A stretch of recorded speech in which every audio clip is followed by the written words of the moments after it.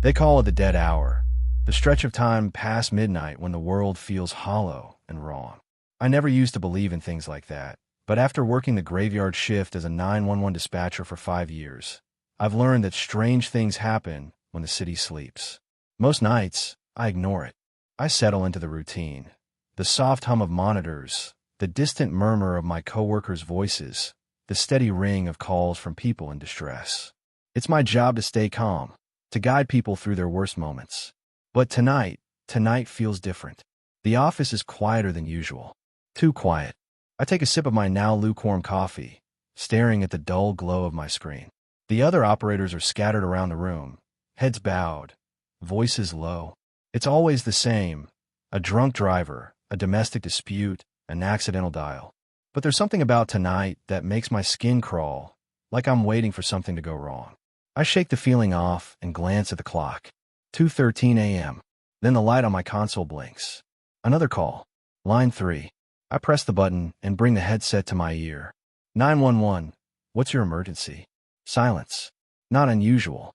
Sometimes people panic and don't know what to say. I wait, listening to the faint crackle of the line. There's breathing, slow, steady. Someone is there. Hello. I ask again. Then I hear it. A voice. My voice. Daniel, it says. You need to listen carefully. I freeze. My own name. My own voice. But it never spoke those words. A chill runs down my spine as the voice continues. It's calm, urgent, and terrifyingly familiar. You don't have much time. The line goes dead. The headset felt heavier than usual as I adjusted it over my ear. The glow from my monitor cast a faint blue light across my workstation, illuminating the mess of coffee cups and half-eaten protein bars. It was nearly 2 in the morning, what I like to call the dead hour, the time when even the city itself seemed to hold its breath.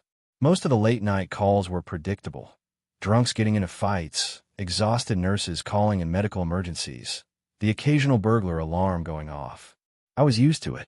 I had done this job long enough to know that emergencies had patterns. But then my screen lit up with an incoming call, and every hair on my body stood on end. The caller ID showed a number I recognized instantly. Mine. My own phone number was calling the 911 emergency line. For a few seconds, I just stared at the screen, my heart hammering in my chest. It had to be a glitch. Some kind of weird system error. Maybe someone had spoofed my number. Scammers did that all the time. The phone kept ringing. I swallowed, pressing the answer button and forcing my voice to stay steady. 911, what's your emergency? For a moment, there was nothing but silence. And then I heard it. A breath. Soft, shaky, like someone had been running and had just stopped to catch air. And then a voice. My voice. Daniel. It whispered. You have to listen to me. My stomach twisted into a knot so tight, I thought I might be sick. It wasn't just similar. It was identical. The exact same cadence, the same rhythm. It was like listening to a recording of myself. Who is this? I asked, my voice coming out sharper than I intended. You don't have much time, the voice on the other end said. It sounded urgent, desperate. Something is coming. It always comes at this time. A chill ran down my spine. Is this a joke? I demanded. Who the hell is this? The breathing on the other end grew more ragged. Check the security camera, the voice whispered. You'll see it. Then the line went dead. For a few seconds, I sat frozen, the phone still pressed against my ear. My own breath was shaky now, my pulse thundering in my ears. I pulled my phone from my pocket and, with trembling fingers, opened the security app connected to my apartment cameras.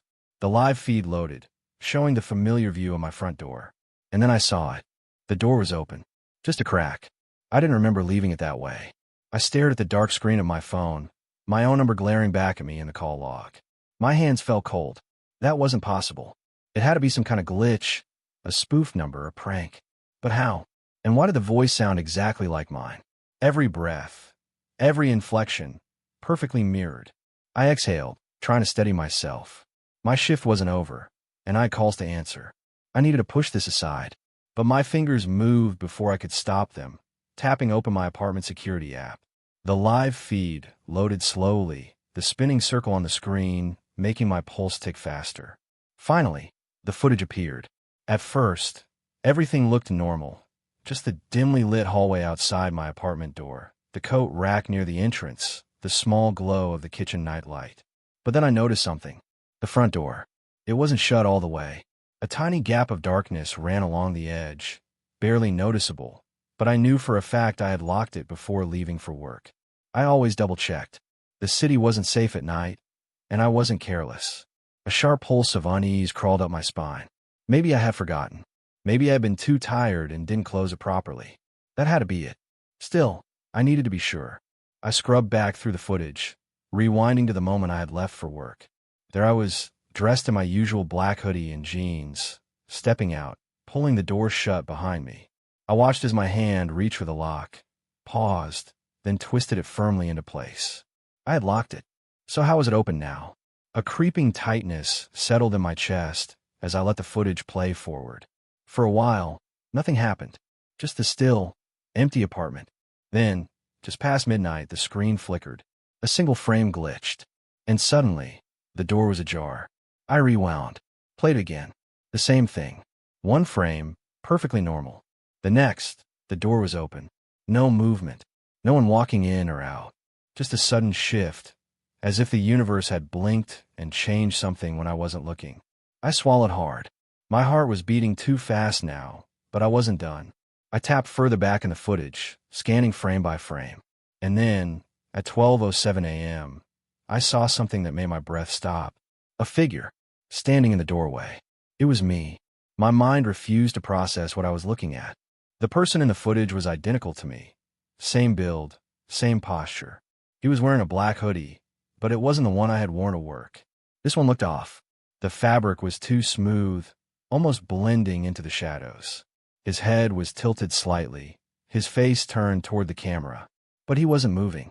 He was just standing there, staring. A deep chill washed over me, colder than anything I'd ever felt. This wasn't right. This wasn't possible. The figure remained in the doorway for almost a full minute.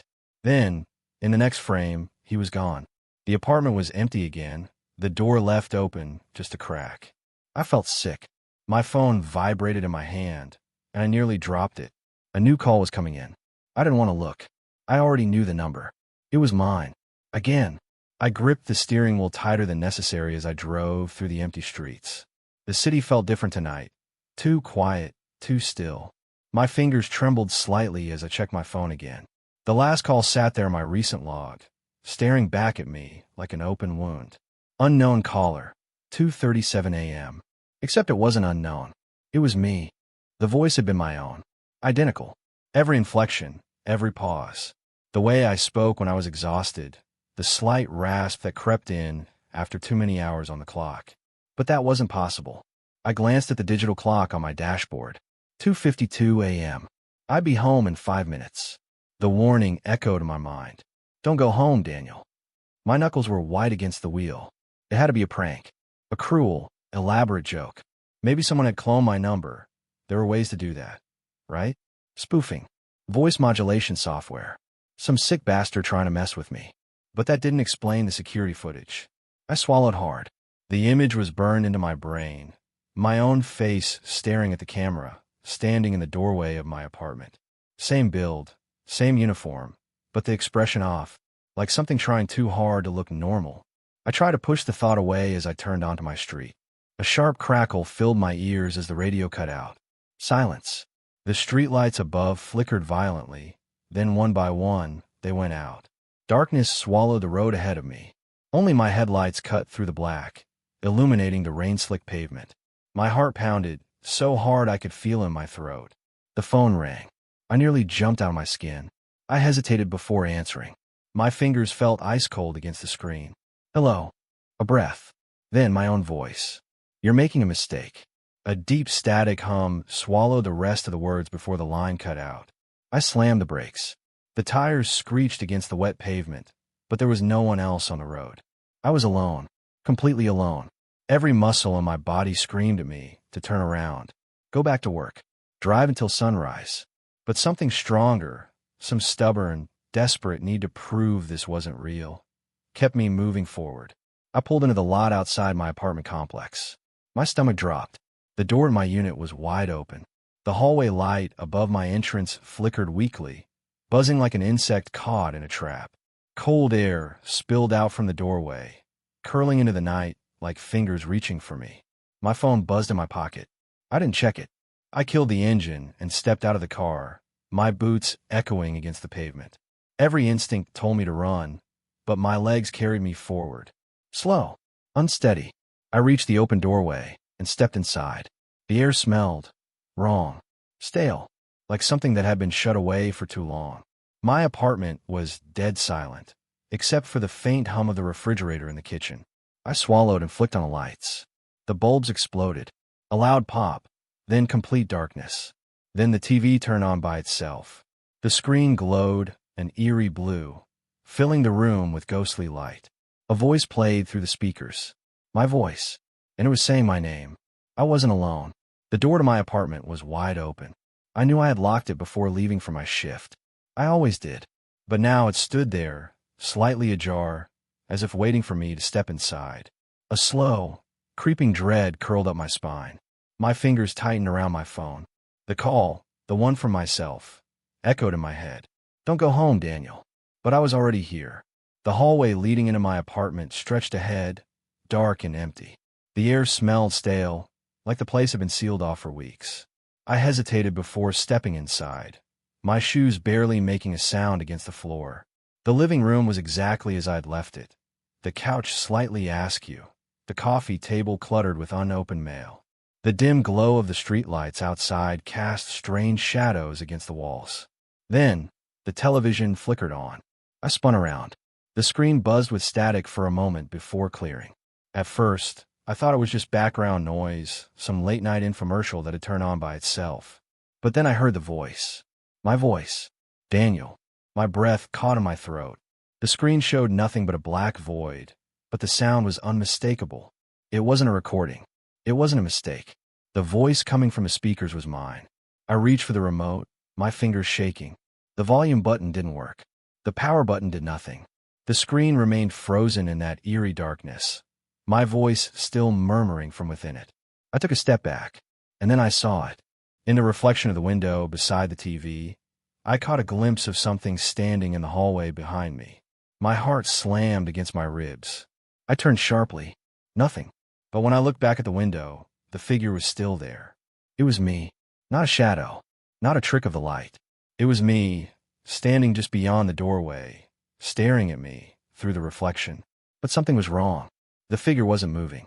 It wasn't breathing. Its face was slack, expressionless, like a doll with its strings cut. And then, it smiled. My own face twisted into something unfamiliar. The mouth stretched too wide, the teeth too white. The eyes darkened, sinking into shadows. I stumbled back, knocking over a lamp. The crash shattered the stillness, but the figure didn't flinch. It only tilted its head, watching me. Then, it stepped forward. The hallway was empty, but I heard the sound of footsteps, soft, deliberate.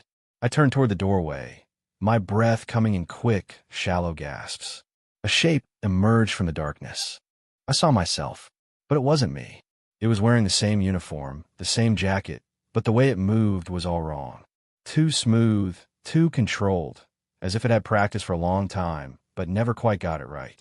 You were never supposed to answer that call, it said. The voice was mine, but there was something underneath it, something deeper, distorted, like a voice being spoken through a broken radio. I wanted to run. My brain screamed at me to move, to do something. But my body felt rooted to the spot, as if the air around me had thickened. The thing took another step closer. Its expression remained fixed, that unnatural smile never fading. You should have listened, it whispered. Then, the lights flickered, and the apartment was swallowed in darkness. I wake up in my chair. The fluorescent lights overhead hum like an angry bee, flickering every few seconds, casting long, strange shadows across the room. My mouth is dry, and there's a dull ache behind my eyes, like I've been staring at a screen for too long. It takes a moment for the fog in my head to lift, for the room to come into focus. I glance at the clock. 3:18 a.m. How did I fall asleep? I shake my head, rubbing my eyes. My hands feel heavy.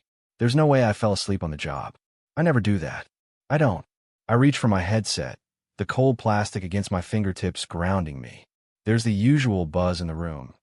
Other operators typing, speaking, handling the endless stream of emergencies. It's all so normal. But something's wrong. I can't put my finger on it. My heart picks up pace. I glance around the room, eyes moving from the flickering monitors to the faces of the other operators.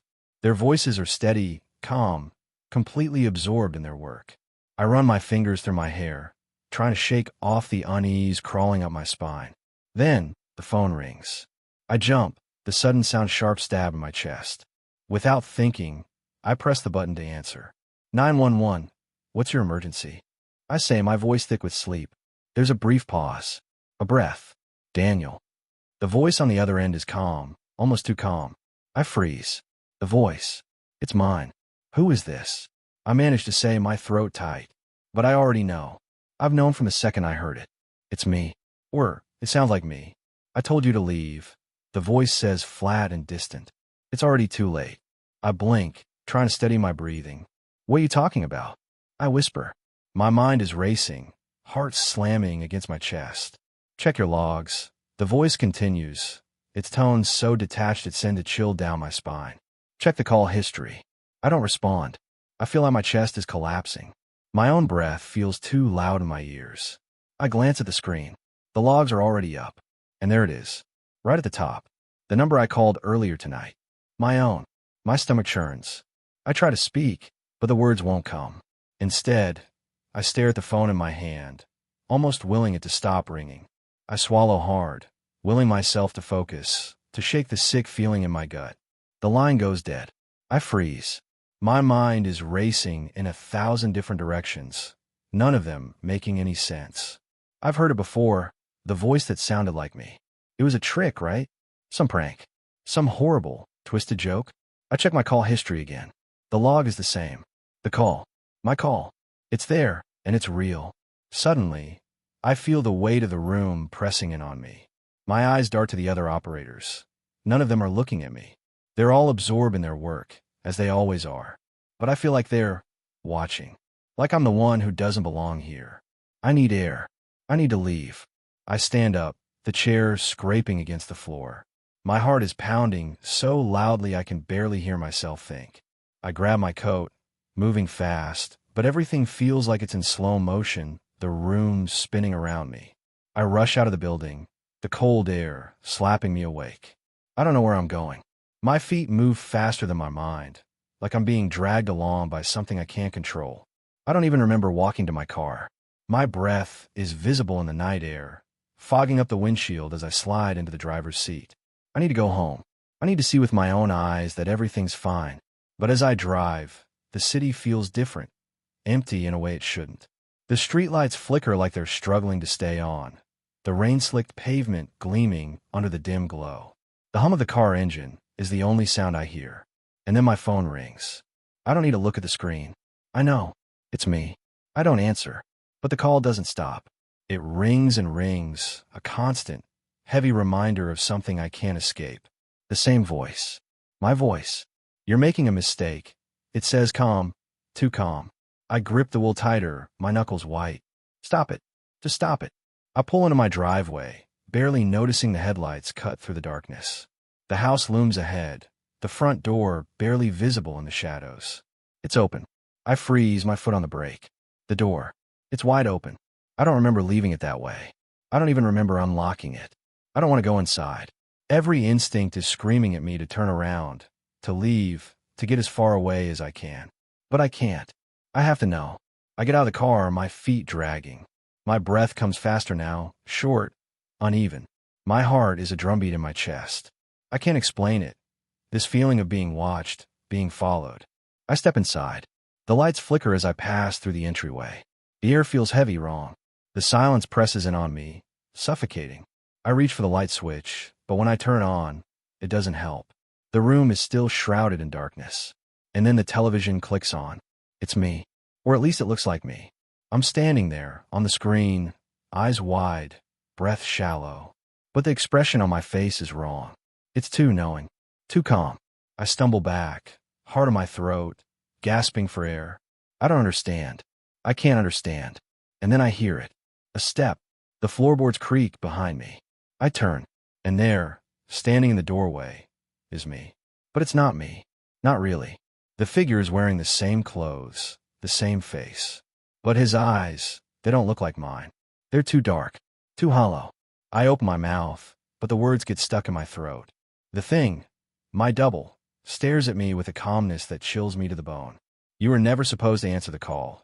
It says, its voice just a little too smooth, too perfect. My heart stops. The lights flicker again, and everything goes black.